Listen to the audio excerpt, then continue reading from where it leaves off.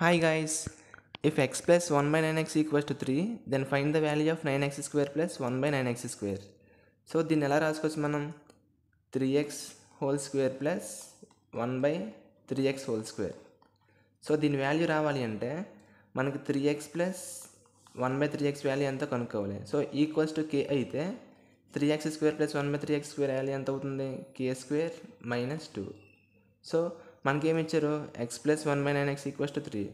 ఇక్కడ చూసినట్లయితే డినామినేటర్లో 9 ఉంది, ఇక్కడ 3 ఉంది. సో మనం డినామినేటర్ నుంచి 3 కామన్ తీయాలి. So 1 by 3 into 3x plus 1 by 3x equals to 3 అంటే ఏమవుతుంది, plus 1 by 3x equals to 3 3 is 9.